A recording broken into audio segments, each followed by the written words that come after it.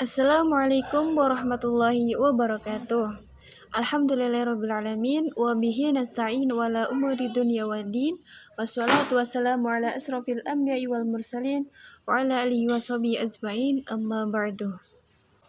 Perkenalkan, nama saya Nadila Faratun Amalda. Di sini saya dari Prodi Pendidikan Agama Islam, Fakultas Pendidikan Agama Islam, Universitas Islam Malang. Video ini saya buat sebagai tugas ujian akhir semester mata kuliah Manajemen Dakwah. Di sini saya akan bercerita, mungkin lebih tepatnya sharing bareng-bareng gitu ya. Itu tentang pemuda milenial zaman sekarang ini. Dalam Islam, pemuda begitu besar perannya. Pemudalah yang diharapkan untuk mewujudkan segala macam bentuk kebaikan. Adapun orang-orang yang telah tua renta, memang mereka memiliki pengalaman yang dalam. Mereka tak memiliki tenaga yang kuat, tidak sebagaimana energinya para pemuda zaman sekarang ini. Dalam Islam, pemuda begitu besar perannya. Pemudalah yang diharapkan untuk mewujudkan segala macam bentuk kebaikan. Adapun orang-orang yang telah tua renta, memang mereka memiliki pengalaman yang dalam.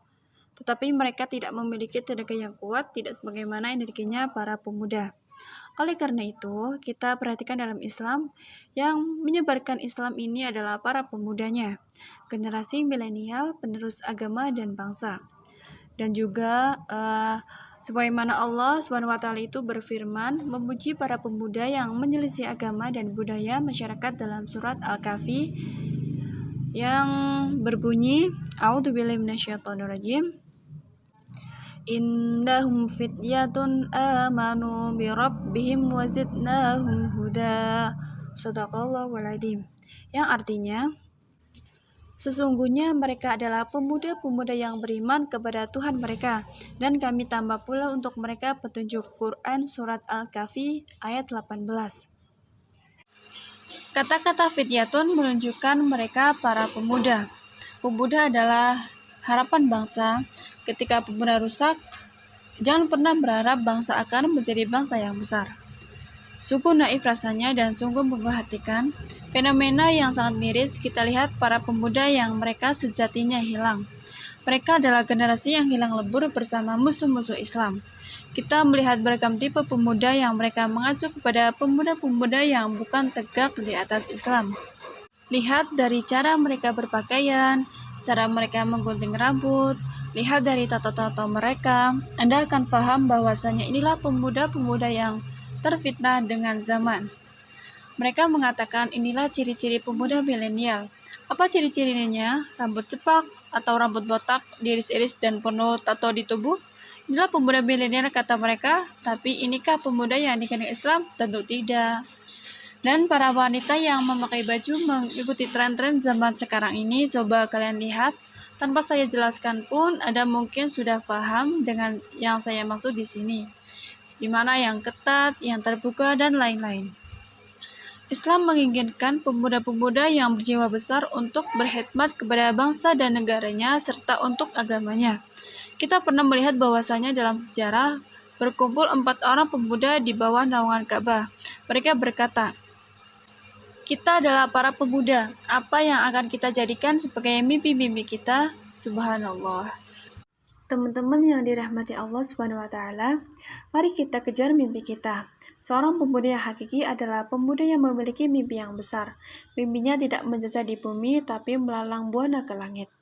Kita perhatikan sebagaimana para pemuda di zaman Nabi Muhammad SAW. Ketika itu datang Abdullah ibnu Umar yang ingin berjihad bersama Nabi Muhammad SAW pada perang Uhud. Lalu ia ditolak oleh Rasulullah karena usianya yang masih belia, yaitu 14 tahun. Lalu ia berkata, "Ya Rasulullah, aku pandai dalam memanah, izinkan aku berperang membela agama Allah Subhanahu wa Ta'ala." Maka Nabi mengetesnya, meletakkan sesuatu di satu tempat, lalu berkata, "Panahlah." Dan dia pun memanahnya dengan sangat tepat, padahal umurnya belum sempurna 15 tahun. Dia masih 14 tahun. Kemudian Rasulullah pun mengizinkan dia ikut untuk perang. Salah seorang sahabat kepercayaan Rasulullah bertanya, Mengapa engkau izinkan dia? Mengapa saya tak engkau izinkan? Demi Allah, saya akan mengalahkan dia dalam bertinju. Akhirnya keduanya diperintahkan Rasulullah SAW untuk bertinju, dan pemuda yang pandai memanah dikalahkan oleh sahabat tersebut. Kemudian dua-duanya diizinkan untuk ikut perang. Ini pemuda harapan Islam, bukan pemuda milenial yang menjadi sampah masyarakat, mengganggu masyarakat dengan tampilan yang tidak nyaman bila seseorang melihatnya. Rambut yang dicat warna biru, merah, dan sebagainya. Subhanallah. Bentuk wajah yang begitu aneh dipenuhi dengan tato bagaikan baju batik di tubuhnya. Subhanallah. Di sana sini ada anting. Inikah pemuda yang harapan Islam? Tentu tidak. Lihatlah bagaimana Usama bin Said yang berusia 18 tahun diperintahkan untuk memimpin pasukan besar untuk menghadap Romawi. Coba para pemuda yang sama berusianya 18 tahun zaman sekarang ini, apa yang mereka perbuat? Katakan mereka pemuda milenial, tapi bukan pemuda harapan Islam. Jadilah kita pemuda harapan Islam, jadilah kita pemuda yang berjiwa besar, berkhidmat untuk agama Allah Subhanahu wa Ta'ala. Mungkin itu saja sharing yang bisa saya sampaikan. Kurang lebihnya mohon maaf yang sebesar-besarnya. Terima kasih. Wabillahi taufik wal hidayah. Wassalamualaikum warahmatullahi wabarakatuh.